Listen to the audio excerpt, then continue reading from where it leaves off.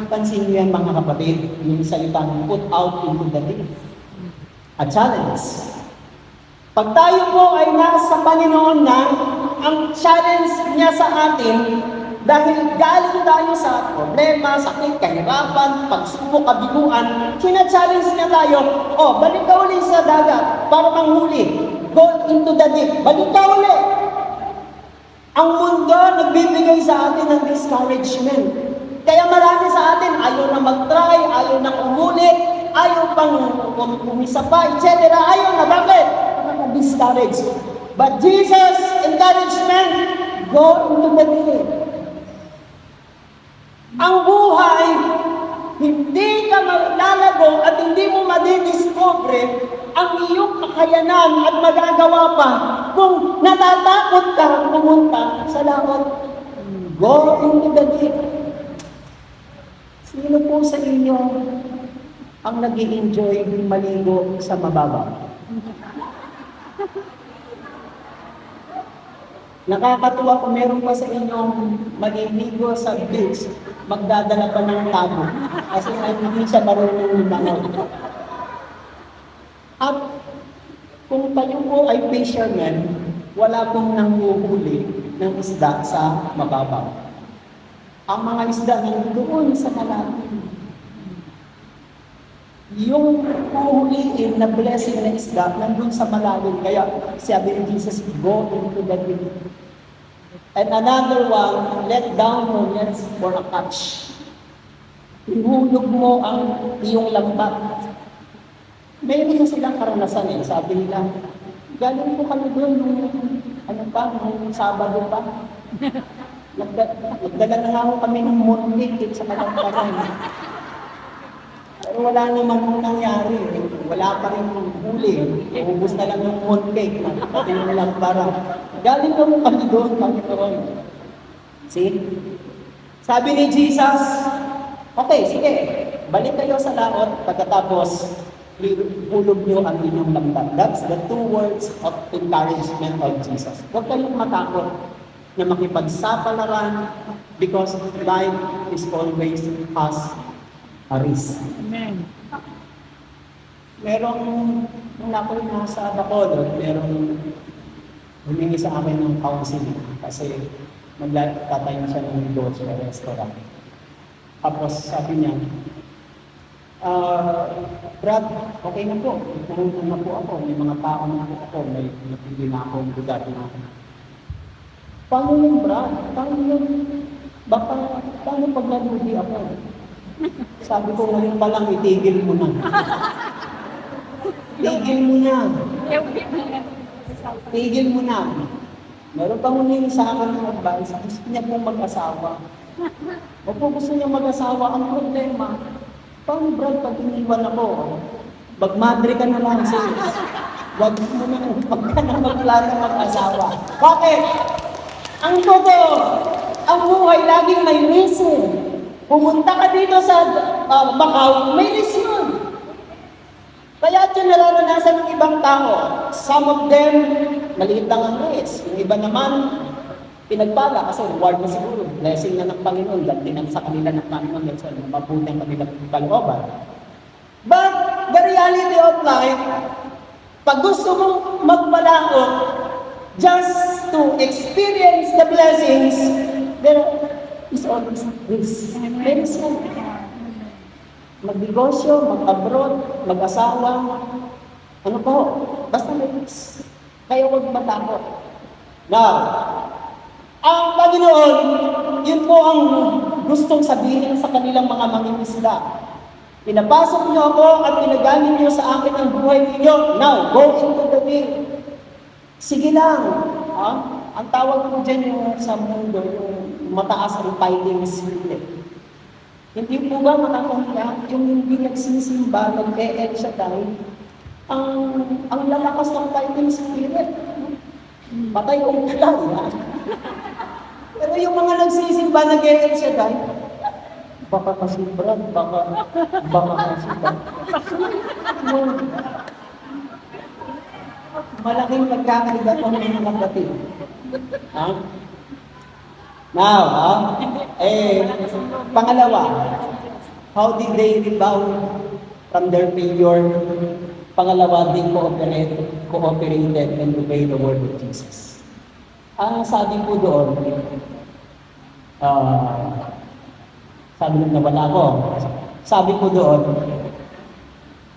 sa my verse, dito sa my verse 4, sa verse 4, pagkatapos niyang magsalita, pinaliwanag niya, pagod po kami, galing kami po, walang hindi. Pumalakot kayo at ihulog ang mga lambat, sumagot si Pedro sa verse 5, magdamag po kami napagod, walang huli. Ngunit dahil sa sinabi ninyo, ihuhulog po ang mga lambat. Ihuhulog po ang mga lambat. Sa ba nilagay yun? Ito, ano ko na kanina. But Peter obeyed. Sinunod niya ang sinabi pa rin. Dahil sa sinabi ninyo, Panginoon, sige, pupunta kami at ihuhulog namin ang aming lambat. Kung minsan, ang Panginoon, yung pinagagawa niya sa iyo ay contrary, kabaligtaran doon sa karanasan. Lahat po tayo may mga experiences and we learn alive from experiences, good and bad, doon tayo natututo, good and bad. That's all we learn from experiences. Diyan sa mga karanasan po natin na yan, mga kapatid, kung minsan, pag nakilala mo ang Panginoon, yung gusto niya namang ipagawa sa iyo ay kabaligtaran sa karanasan mo. Ang nag-uutos kay Peter ay si Jesus. Remember, si Jesus po ay isang carpenter, tama? Ang inuutusan niya ay mangingisda, tama po ba? Kung kayo po mangingisda, alam niyo po kung ano yung trabaho ng mangingisda, kasi mangingisda kayo.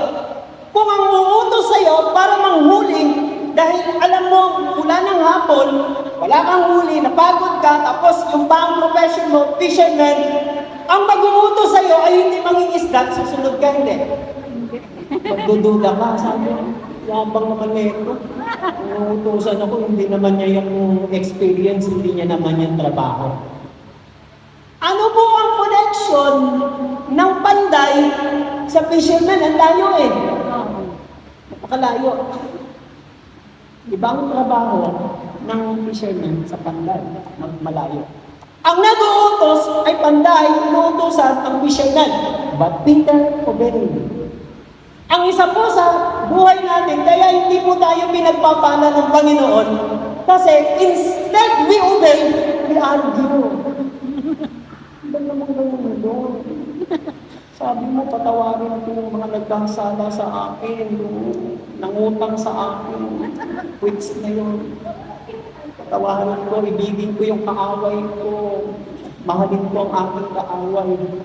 Ba't naman ganun doon? Mga kapatid, pinakamahirap yan sa buhay natin kapag may pinagagawa ang Diyos na mahirap sa atin. Instead, we obey, we argue. Mga kapatid, wala pong pinagpapala sa reklamador. Ang isa po sa ayaw po sa bansa po natin ay dahil napakaraming reklamador. Ha? Bakit? Konting problema lang sa gobyerno, welga. Konting problema lang, rally. Ganun, dami reklamador. Dito sa Macau, hindi mo naman reklamador ang mga tao dito. Ang kinakatakot ko lang, baka mahawakan natin sila sa pagiging reklamador. Hindi po, joke lang po yun, ha?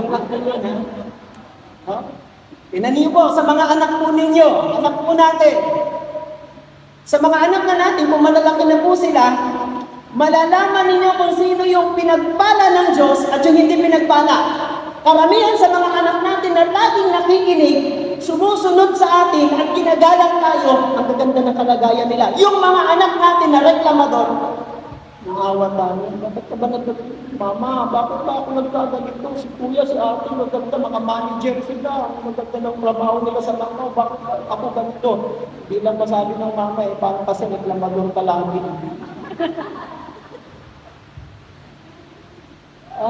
Reklamador is katumbas ng disobedience. Kaya napakahirap. And Peter, obey. Kasi ang point ko po dyan, mga kapatid, ang pinupunto ko po dyan is, itong word na ito, they cooperated and obeyed.